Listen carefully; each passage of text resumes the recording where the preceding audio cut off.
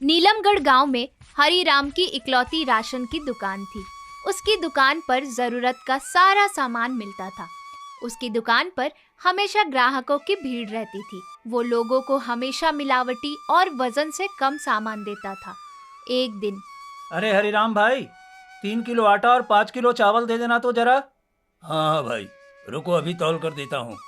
अरे ओ चिंटू, जरा इन भैया के लिए 3 किलो आटा और 5 किलो चावल तौल देना तो।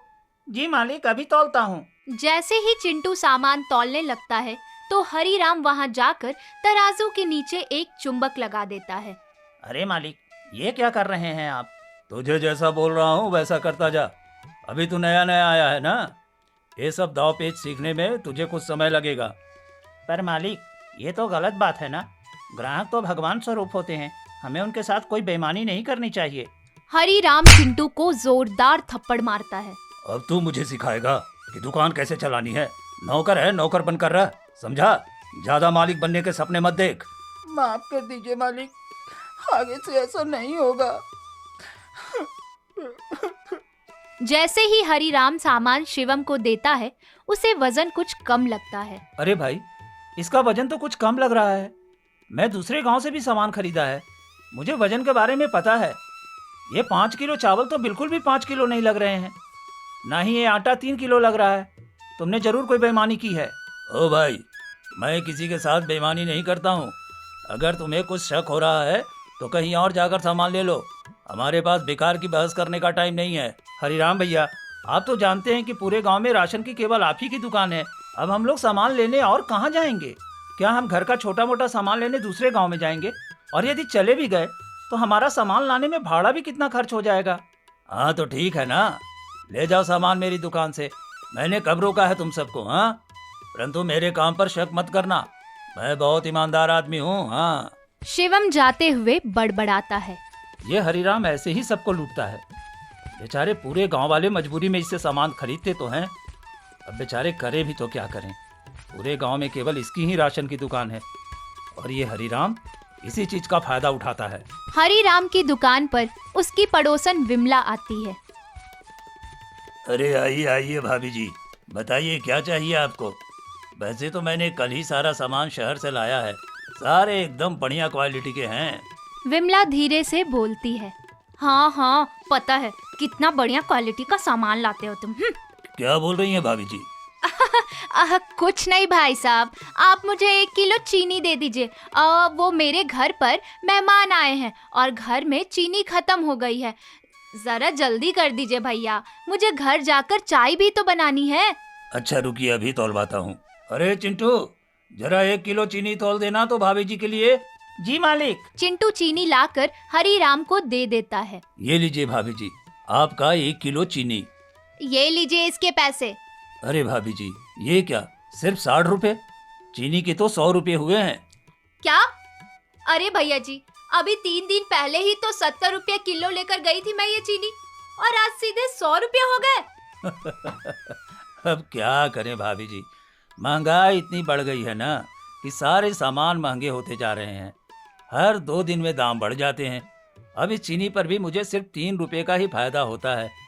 अब अगर इतना भी नहीं कमाऊंगा तो मेरा घर कैसे चलेगा? ये तो आपने लूट मचा रखी है भैया जी।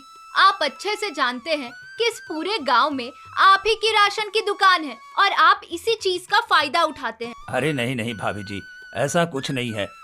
अब आप और ये पूरा गांव तो मेरे परिवार जैसा है। मैं आप लोगों के साथ बेईमानी कैसे कर सकता हूँ? हाँ हाँ भैया जी, अच्छे से पता है आप हम सबको कितना अपना परिवार समझते हो। अच्छा ये सब छोड़िए भाभी जी, और ये बताइए कि आप हमें कब बुला रही हैं अपने घर चाय पर? विमला धीरे से बड़बड़ाती है। हाँ हाँ, मुझे तो पागल कुत्ते ने काटा है ना, जो तुझे अपने घर पर चाय पर बुलाऊंगी। अरे क्या हुआ भाभी जी, आप ये धीरे धीरे क्या बोल रही हैं? कुछ नहीं भाई साहब, आइएगा कभी घर पर, आपको आपकी ही चीनी की चाय पिला दूंगी। अच्छा, तो अब मैं चलती हूँ, घर जाकर मुझे अभी चाय भी बनानी है। ठीक है भाभी जी, दोबारा आइएगा जरूर। विमला के जाने के बाद हरीराम भी अपने घर चला जाता है। अरे ओ भाग्यवान, पति घर में आ गया है और तुम्हें इतना भी होश नहीं है कि उसे पानी भी दे दे जरा। अभी लाई जी। गौरी पानी लेकर आती है। ये लीजिए जी पानी। अरे इतनी देर से कौन पानी लाता है? अरे थोड़ी देर ही तो हुई थी। अच्छा ठीक है, ये लो आज की कमाई, जाकर तिजोरी में रख दो। ए जी, इतने सारे पैसे? अरे क्या मतलब है इतने सारे पैसे? तुम्हें खुशी नहीं हुई क्या? हाँ, कि हमारे घर में इतने सारे पैसे आ रहे हैं? ऐसी बात नहीं है जी, पर आप ये सब बेईमानी करके कमाए हैं और ये गलत है। बेईमानी से कमाया हुआ धन कभी भी घर में नहीं टिकता जी। अरे अब तू मुझे सिखाएगी कि पैसे कैसे कमाना है? चुपचाप जाकर इसको तिजोरी में रख दे। मुझे ज्यादा ज्ञान की बातें मत सिखा, समझी? आपको तो समझाना ही बेकार है। इतने अच्छे से समझा रही थी मैं, पर क्या ही फायदा। मुझे पता है मैं आपको कितना भी समझा लूं, पर आप करिएगा वही जो आपका मन करेगा। हाँ तो मत समझा।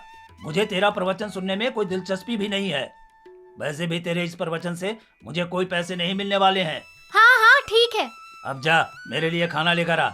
हाँ हाँ लाती हूँ। गौरी गुस्से में वहाँ से चली जाती है। अगली सुबह हरिराम दुकान जाता है और तभी वहाँ चिंटू आता है। मालिक, आप मेरी तनख्वाह दे दीजिए ना। मेरी माँ की तबीयत बहुत खराब है। मुझे पैसे की बहुत जरूरत है। शहर जाकर दवाइयाँ लानी है। अरे वो मैं खुद लेकर आया था ना 1 हफ्ते पहले, जब मैं शहर राशन लेने गया था। मालिक, उन दवाइयों से माँ की तबीयत पर बिल्कुल भी असर नहीं पड़ा। उनकी तबीयत में जरा भी सुधार नहीं है, उल्टा उनकी तबीयत और ज्यादा बिगड़ रही है। अरे मैंने तो डॉक्टर को कम पैसे वाली दवा देने को बोला था। लगता है उसने कुछ ज्यादा ही खराब दवा दे दी, इसलिए इसकी माँ की तबीयत ज्यादा खराब हो गई है। क्या सोच रहे हैं मालिक? मेरे पैसे दे दीजिए ना। अरे इतना हड़बड़ा क्या रहा है? हाँ, दे दूंगा तेरे पैसे। मैं कौन सा तेरे पैसे लेके भाग जाऊंगा। अभी दुकान के अंदर चल, मुझे कुछ काम है। हरिराम चिंटू के साथ दुकान के अंदर जाता है और वहाँ जाकर दाल, चावल, चीनी, गेहूं सभी में कंकड़ पत्थर मिलाने लगता है और चिंटू को मसालों में खराब रंग मिलाने को बोलता है। अरे मालिक, ये सब आप क्यों कर रहे हैं? अरे क्या मतलब क्यों कर रहे हैं? तुझे नहीं पता ये सब क्यों कर रहा हूँ मैं? हाँ? अरे बेवकूफ, इससे मेरी और ज्यादा कमाई होगी। इस तरीके से मैं और भी ज्यादा अमीर बन जाऊंगा, समझा? पर मालिक, आपने कुछ दिन पहले ही तो इसमें मिलावट की थी। अब अगर और ज्यादा मिलावट करेंगे तो लोग खाएंगे क्या? इसको खाने से तो उनकी तबीयत बिगड़ना शुरू हो जाएगी। अरे चुप कर। घर में मेरी पत्नी और यहाँ तू, दोनों ही मुझे ज्ञान देने पर तुले हुए हो। तुझे जितना बोल रहा हूँ उतना कर, वरना कल की मार याद है ना? ठीक है मालिक, पर आप मेरे पैसे दे दीजिए। अरे क्या पूरा दिन पैसे पैसे करता रहता है? दे दूंगा कल मैं तेरे सारे पैसे, पर याद रखना मैं तेरे बहुत पैसे काटने वाला हूँ, क्योंकि तूने बहुत गलतियाँ की हैं। ऊपर से तू ये जो हर रोज मुझे बातें सिखाता है ना, इसके भी पैसे कटेंगे। ये आप क्या बोल रहे हैं मालिक? ऐसे तो मैं बर्बाद हो जाऊंगा। आप वैसे भी मुझे इतने कम पैसे देते हैं, ऊपर से अगर आप उसमें से भी पैसे काट लेंगे तो मेरे पास बचेगा ही क्या? बस अब और बहस नहीं, चुपचाप से काम कर जा। तभी वहाँ गांव का सबसे आलसी लड़का रामू आता है। अरे ओ हरिराम भैया, दुकान में हो या नहीं? अरे यहीं हूँ राजू, रुक अभी आया। हाँ राजू बोल, क्या चाहिए तुझे? भैया एक नहाने वाला साबुन देना तो जरा। 1 महीने से मैं नहीं नहाया हूँ, सोचा आज नहा ही लेता हूँ। क्या क्या रामू, इतने दिन तक कौन बिना नहाए रहता है? मैं नहाता हूँ भैया, अब पानी भी तो बचाना है ना। हाँ हाँ बचा पानी तू। और ये ले तेरा साबुन। इसका कितना हुआ भैया? इसके 100 रुपये हुए। क्या 100 रुपये? आपका दिमाग तो सही है ना भैया? सिर्फ एक साबुन का दाम इतना पैसा कैसे हो सकता है? आपने ये लूट मचा रखी है। सिर्फ एक दुकान होने का इतना भी फायदा मत उठाइए भैया, जरा भगवान से तो डरिए, वो सब देख रहे हैं। अरे ओ रामू के बच्चे, साबुन लेना है तो ले, नहीं तो यहाँ से जा। फालतू का बहस मत कर मेरे साथ, तेरे जैसा आलसी नहीं हूँ मैं, सैकड़ों काम होते हैं मुझे। रामू गुस्से में साबुन दे देता है। हाँ हाँ, ये लो अपना साबुन। इतने महंगे साबुन से नहाने से तो अच्छा है मैं बिना नहाए रह लूं। अरे हाँ हाँ जा यहाँ से, तेरे जैसे 36 लोग आते रहते हैं मेरी दुकान में, पता नहीं कहाँ कहाँ से चले आते हैं सुबह सुबह दिमाग खराब करने के लिए। रामू गुस्से में वहाँ से चला जाता है। ऐसे ही कुछ दिन बीत जाते हैं और हरी राम ने ऐसे ही बेईमानी कर करके बहुत सारा पैसा कमा लेता है और अपना एक बहुत बड़ा सा घर भी बनवा लेता है। एक सुबह हरी राम अपनी दुकान पर खुद से बात कर रहा होता है। हे भगवान, बस ऐसे ही मेरा काम चलता रहे और मैं इससे भी ज्यादा अमीर बन जाऊं और उसके बाद इस पूरे गांव का सबसे अमीर आदमी बन जाऊंगा। फिर तो मुझे गांव में मेरा ही बोलबाला होगा, हर तरफ सिर्फ मेरी ही जय जयकार होगी। वाह हरी राम वाह, सच में तुझमें बुद्धि की कोई कमी नहीं है। मैं बनूंगा इस गांव का राजा। तभी वहाँ मुखिया जी की बेटी पिंकी आती है। हरी राम काका, मुझे वो क्रीम वाली चॉकलेट दीजिए ना। हाँ बेटा, अभी देता हूँ, ये लो। धन्यवाद काका, ये लीजिए 5 रुपये। अरे बेटा, इसके 5 रुपए नहीं हुए, इसके तो 10 रुपए लगेंगे। पर काका, मेरे पास तो सिर्फ 5 ही रुपये है और मुझे चॉकलेट खानी है। अब दे दो ना 5 रुपये में ही। बेटा, मैं 5 में किसी को देता तो नहीं हूँ, पर तुम हमारी मुखिया जी की बेटी हो, इसीलिए तुम्हें दे रहा हूँ। पर याद रखना, ये बात तुम किसी को मत बताना कि मैंने तुम्हें ये चॉकलेट सिर्फ 5 रुपए में दी है। धन्यवाद काका, और आप चिंता मत कीजिए, मैं ये बात किसी को नहीं बताऊंगी कि आपने ये चॉकलेट मुझे सिर्फ 5 रुपए में दिए है। ठीक है बेटा, अब घर जाओ। पिंकी वहाँ से चली जाती है। तभी हरी राम की दुकान पर एक गरीब आदमी आता है। हरी राम भाई, मुझे जरा 2 किलो दाल और 2 किलो चावल दे दीजिए ना। अरे वो तो मैं दे दूंगा, पर तुम पैसे लाए हो या नहीं? हाँ भाई, पैसे लाया हूँ मैं। ठीक है, तब मैं तुम्हारा सामान तौलवाता हूँ। अरे ओ चिंटू, जल्दी से 2 किलो दाल और 2 किलो चावल तौल दे। जी मालिक। ये लो भाई, तुम्हारा दाल चावल, अब जल्दी से पैसे लाओ। ये लीजिए भाई, आपके पैसे। ये क्या, सिर्फ 150 रुपये? अरे ओ भाई, कौन से जमाने में जी रहे हो? हाँ, 150 में कौन से दुकान में तुम्हें दाल चावल मिलते हैं? इस दाल चावल के पूरे 400 रुपये हुए। हाँ। क्या, 400 रुपये? भाई, ये आप क्या बोल रहे हैं? सिर्फ 2 किलो दाल चावल के 400 रुपये कैसे हो सकते हैं? भला ये तो आप हम गरीबों के साथ अन्याय कर रहे हैं। ओ भाई, पैसे हैं तो सामान ले जाओ, और अगर पैसे नहीं है तो सामान वापस लाओ मेरा। और तुम्हें मेरी जहाँ शिकायत करनी है ना, कर दो, मुझे किसी का डर नहीं है। हाँ, मेरे जैसे गरीब इंसान इतने पैसे कहाँ से लाएगा भाई? हाँ तो वापस करो मेरा सामान और निकल जाओ मेरी दुकान से। शंभू सामान वापस करके उदास होकर चला जाता है। तभी रास्ते में उसे रामू मिलता है। अरे शंभू भैया, क्या हुआ? तुम इतने उदास क्यों लग रहे हो? सब ठीक तो है ना? अब क्या बताऊं रामू, भगवान ने तो पहले ही मुझे इतना गरीब बना दिया है, ऊपर से ये हरिराम भाई इतना महंगा सामान बेचता है। अब भला मुझ जैसे गरीब इंसान उनके यहाँ से सामान कैसे खरीदे? अरे उनका तो दिमाग खराब हो गया है, पूरे गांव को लूट लूट कर खुद अमीर बन रहे हैं। देखा नहीं, खुद का कितना बड़ा घर बना लिया है उन्होंने। लेकिन अब बहुत हुआ, उस हरिराम का कुछ तो करना होगा। चलो गांव में बैठक बुलाते हैं और इस बारे में बात करते हैं। गांव के चौपाल पर सभी गांव वाले मिलते हैं। अब बोलो रामू, क्या बात है? तुमने ये बैठक क्यों बुलाई है? काका, हमें इस हरिराम का कुछ तो करना होगा। इसने पूरे गांव को परेशान करके रखा है। इतने महंगे सामान बेचता है कि क्या बोला जाए। पूरे गांव को लूट रखा है इसने। हाँ गांव वालों, रामू बिल्कुल ठीक कह रहा है। उस हरिराम ने तो लूट ही मचा रखी है समझो। गांव में इकलौती दुकान होने का बहुत फायदा उठाता है वो।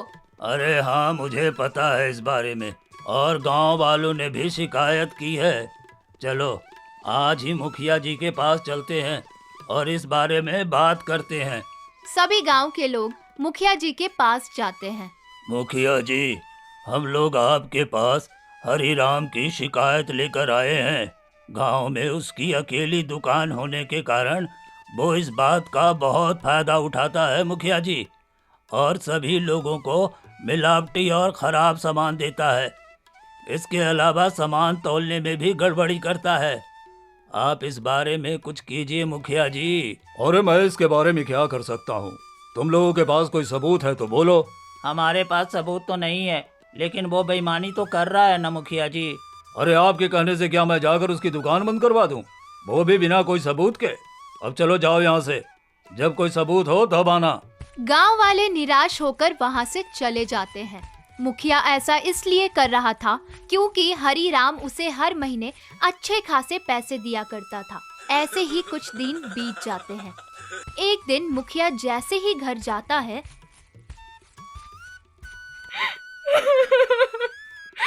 जी, पिंकी बेहोश हो गई थी। क्यों, क्या हो गया था उसे? अरे उसने हरीराम के पास से चॉकलेट खरीद कर खा ली थी। डॉक्टर ने बताया कि चॉकलेट मिलावट वाला था और उसी के कारण पिंकी की ये हालत हो गई है जी। क्या? हे भगवान, ये सब मेरी गलती की वजह से हुआ है। सुनीता, ये सब मेरे लालच का नतीजा है। पता नहीं मैंने उन गांव वालों की बात क्यों नहीं मानी, पर अब मैं और ऐसा नहीं होने दूंगा। हाँ जी, आप उस हरीराम की दुकान बंद करवाइए जल्दी से। हाँ। मुखिया रामू के घर जाता है। क्या बात है मुखिया जी, आज आप मेरे घर में? कहिए क्या बात है? मुझे माफ कर दो रामू, मैंने बहुत बड़ी गलती की है तुम लोगों की बात न मानकर, और इसकी सजा मुझे मिल गई है। आज उस हरिराम की दुकान की चॉकलेट की वजह से आज मेरी प्यारी पिंकी की ये हालत है। हमने तो पहले ही आपसे कहा था मुखिया जी कि उस हरिराम की दुकान बंद करवा दीजिए। हाँ रामू, पर अब हमें उसके खिलाफ सबूत जुटाना होगा, क्योंकि पुलिस भी सबूत देखकर ही काम करेगी। लेकिन ये सब कैसे होगा? आपने कुछ सोचा है क्या? और मैं आपकी कैसे मदद कर सकता हूँ? हाँ, मैं चाहता हूँ कि तुम लोग गांव वालों के साथ मिलकर हरिराम के खिलाफ सबूत इकट्ठा करो, ताकि हम उसे रंगे हाथों पकड़कर सजा दिलवा सकें। लेकिन सबूत कैसे लाएंगे मुखिया जी? एक काम करना, तुम किसी के साथ उसके दुकान पर सामान लेने जाना और अपने साथी को बोलना चुपके से हरिराम का वीडियो रिकॉर्ड कर ले। इससे हमें सबूत भी मिल जाएगा और हमारा काम भी हो जाएगा। हाँ मुखिया जी, एकदम सही बोला आपने, पर मेरे पास फोन नहीं है। अच्छा, ये लो मेरा फोन और जाओ। रामू हरीराम की दुकान पर शिवम को सामान लेने भेजता है और खुद उसकी रिकॉर्डिंग करने के लिए छुप जाता है। अरे हरीराम भाई, मुझे 5 किलो आटा, 2 किलो चावल और सभी तरह की दाल 1-1 किलो डाल दो। अब 5 मिनट रुकिए भाई, मैं अभी सब सामान तौल देता हूँ। उधर रामू ने रिकॉर्डिंग शुरू कर दी। उसने देखा कि चिंटू हर सामान को 200 से 300 ग्राम तक ही तौल रहा था, क्योंकि तराजू के नीचे चुंबक लगा हुआ था, और हरीराम चावल में खुद अपने हाथों से कंकड़ भी मिलाता है। ये सब वो रिकॉर्ड कर लेता है। कुछ देर बाद शिवम भाई, अब हम उसको सबक सिखा सकते हैं। सारी रिकॉर्डिंग मैंने कर ली है। हाँ रामू, एकदम सही बोला तुमने। चलो अब जल्दी से मुखिया जी के पास चलते हैं हम। हाँ हाँ चलो। दोनों मुखिया जी के पास जाते हैं। मुखिया जी, आपका काम हो गया। शाबाश रामू, बहुत अच्छा किया तुमने। चलो अब चलते हैं थाने में और उसके खिलाफ रिपोर्ट लिखवाते हैं और उसकी दुकान बंद करवाते हैं। फिर वो लोग पुलिस स्टेशन जाते हैं। इंस्पेक्टर साहब, हमें हरिराम के खिलाफ रिपोर्ट लिखवानी है। वो गांव वालों को मिलावटी और खराब सामान बेचता है, और वो भी बहुत महंगे, और इसके खिलाफ हमारे पास सबूत भी है। इंस्पेक्टर मोबाइल में हरीराम की दुकान का वो वीडियो, जिसमें साफ नजर आ रहा है कि वो कैसे तराजू पर चुंबक चिपका रहा है और मिलावट कर रहा है, ये सब कुछ देख लेता है। ये आपने बहुत अच्छा किया जो उसका एक वीडियो बना लिया। हमें तो सरकार ने इसी काम के लिए रखा है। मैं कल ही हरिराम की दुकान पर छापा मारने जाऊंगा। जी धन्यवाद। अगली सुबह इंस्पेक्टर हरीराम की दुकान पर जाता है। अरे इंस्पेक्टर साहब, आप यहाँ? तुम्हारा दुकान के खिलाफ शिकायत दर्ज हुई है कि तुम मिलावटी वाला और खराब सामान बेचते हो। अरे साहब, अंदर तो आइए, आराम से बातें करते हैं। हाँ हाँ, अंदर तो जाना ही होगा, जांच जो करनी है। चलो साहब, ये कुछ पैसे रख लीजिए, अगर कम लगे तो और भी दे दूंगा। तो अब तुम मुझे घूस भी दोगे? अब इसकी धारा भी तुम पर लगेगी। हवलदार, जल्दी से जांच शुरू करो। जांच शुरू होती है। सर, यहाँ तो सब मिलावटी है। चावल, दाल, आटा, और ये तराजू के नीचे चुंबक भी चिपका रखा है। अरे राम, तुम गांव वालों को तो बेवकूफ बना सकते हो, परंतु हमें नहीं। अब चलो जेल में चक्की पीसो तुम। गांव वाले हरी राम की दुकान बंद होने से बहुत खुश होते हैं और सभी मिलके शिवम की एक नई दुकान खुलवाने में मदद करते हैं। इसी के साथ हमारी ये कहानी यहीं खत्म होती है।